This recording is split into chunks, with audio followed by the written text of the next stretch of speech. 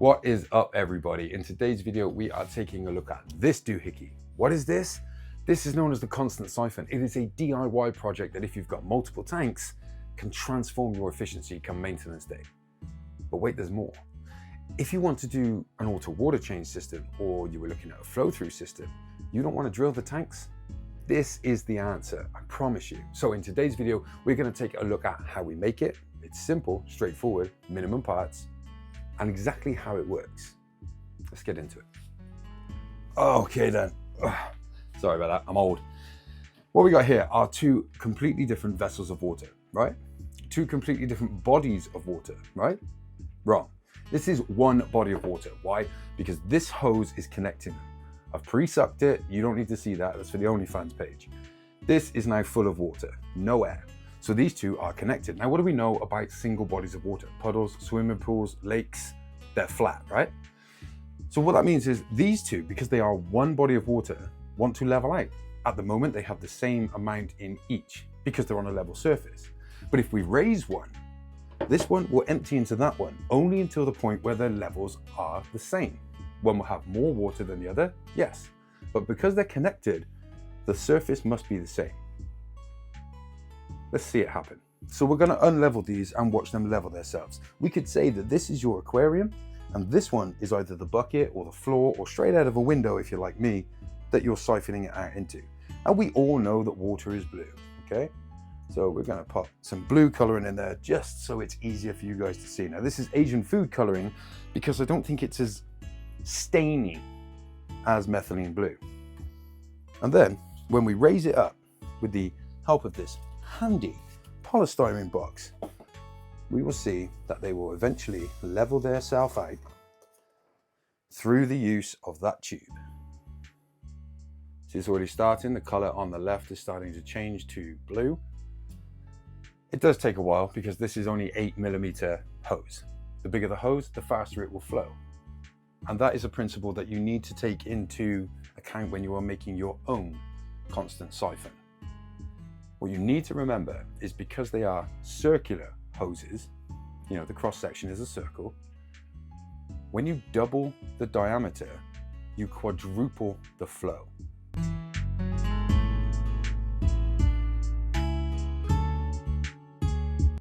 And there we go. They've now reached a level. It will stop flowing. And this is basically the principle on how the constant siphon works. We remove the box, they will now start to re-level themselves, and it will flow backwards because they are one body of water.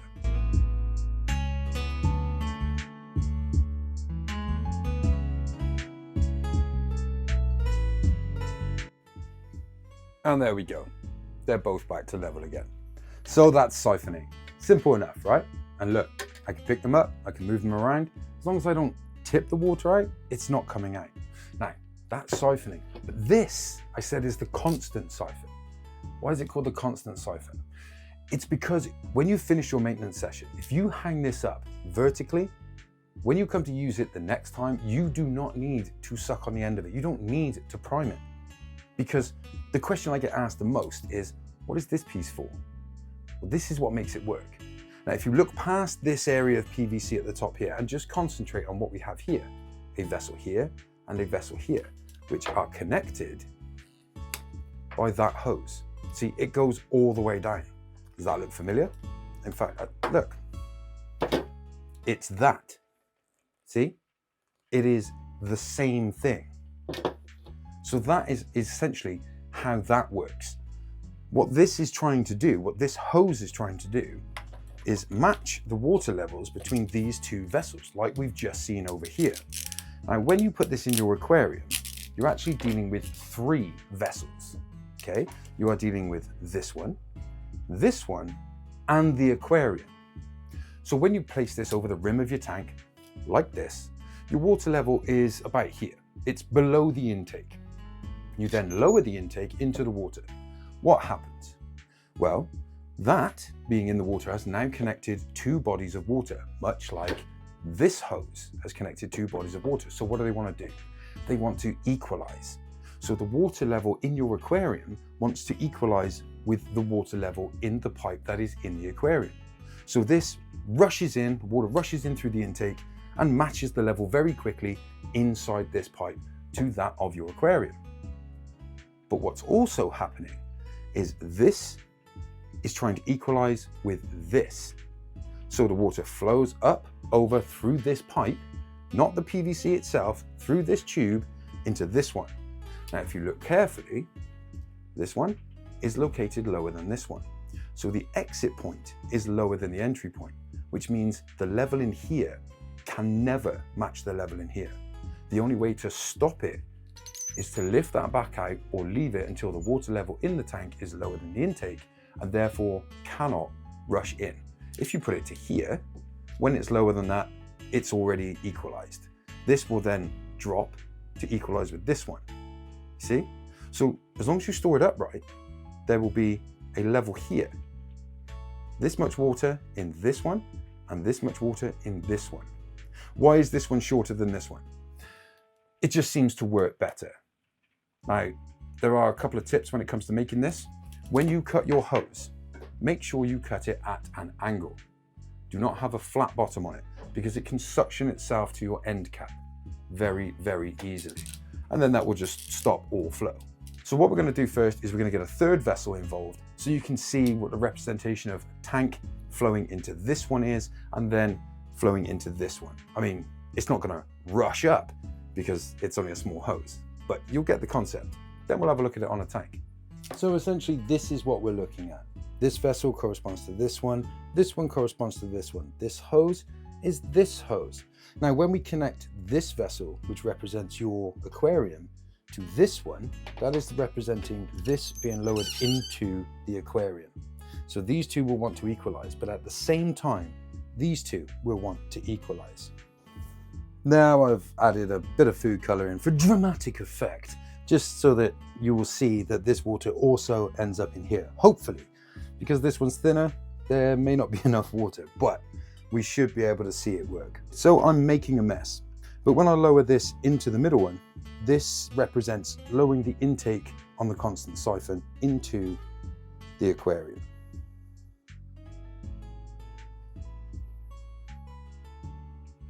So there it is. That is essentially how it works. Now, because this one is so much higher than this one, you can see this one is rising pretty quickly, which, if we look back at the constant siphon, is this intake. Remember I said this one will try to match that level, but also it will overflow to try and match this level. So we will eventually see all three levels meet. See how this one's also rising. I don't know if we're going to be able to get that dark enough to have an effect on the third one, but this is the principle.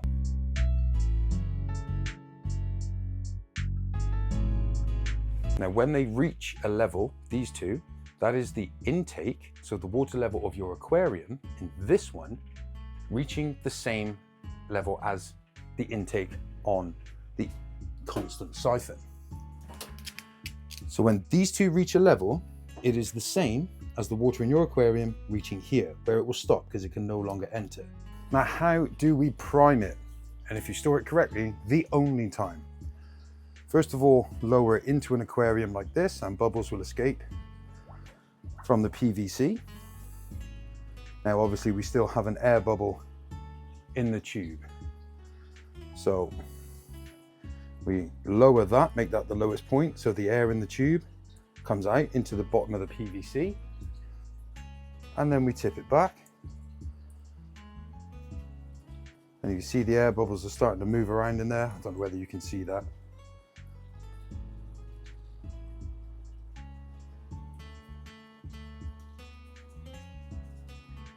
And she'll be good to go.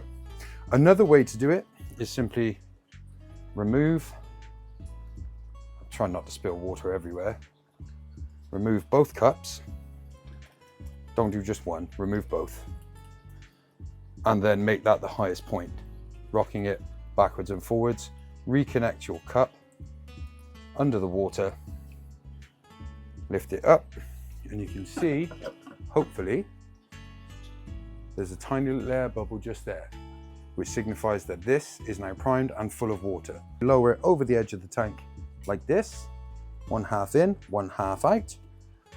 And remember, the water level, as soon as we lower this intake, this water level is going to try and match the water level in this tube, which then simultaneously, thanks to this on the top, is going to try and match the water level in this tube, like we just saw in the 3 jars experiment. But what's missing from that experiment is an outlet. This will never equalize with this one because it's leaving before it can reach that level. Okay? So we lower this in to your desired level that you want to lower it to, and you are now free to walk away. Have a sandwich. Do adult things if it's, nighttime. You could also just be filling your buckets to then refill the next aquarium, all ready for this one. It just makes it so much more time efficient. Now, we spoke about this is a good tool for a drip through system. You don't want to drill your tank. This is the answer. If you constantly have water dripping in as what we call a run through system to constantly change the water so that you don't have to do actual water changes, that water has to leave. As you can see, this acts very much like a hole in the tank at this level. But what it allows you to do is adjust exactly how much or where you want the water level. As long as it's below this and it never gets clogged, which it shouldn't do, as long as you don't have a lot of moss floating about, then it will drain to that level. And as long as you match the exit capability of this system to the input of water, you have a flow-through system without having to drill the tank. It's not something I've ever done, it's not something I want to do, drilling tanks. So there it is. What do we need to make it? It's pretty simple. We need some PVC pipe to make the white connections, and we need some actual PVC connections. 2 end pipes, which you want to cement glue in place, 2 T-pieces, which in this one are not glued, 3 90-degree elbows, a reducer barbed fitting to allow you to fit a hose to it, and then any way of stopping fish entering the system. It doesn't need to be PVC parts. Maybe you just slip on a pre-filter, an aquarium sponge pre-filter. Now, obviously you also need hose, and it needs to reach from about here all the way up and over to about there. Don't have it all the way to the bottom, and make sure you cut it on a 45 focus. Cut it on a 45-degree angle. That means that when it's in the tube, if it does reach the bottom, there's always a space for the water to enter, rather than if it's this way, it can risk suctioning to the bottom. That is pretty much it. Now, when it comes to flow, remember I said earlier that if you double the diameter, you quadruple the flow rate. And it's difficult to think about because we're looking at circles. But if we turn those circles into a square, well, then the whole thing becomes a little more obvious. When you square off a round hose, you can see how 1/2 the diameter size will fit into 1/2 the diameter size 4 ways. So there we go. That's the Constant Siphon. I hope you understood how it works. I hope you're inspired to go and build one. If you do, let me know how you get on down in the comments, how much time it saved you. As a growing channel, I get told off for not asking people to like and share. And if you find it helpful, please consider subscribing, because at the end of the day, it's free. And more than that, I hope you find a reason to smile today, and hopefully today or tomorrow, you can find a way to make a stranger smile too, because we all need to do a little bit more than that. And I'll see you in the next one.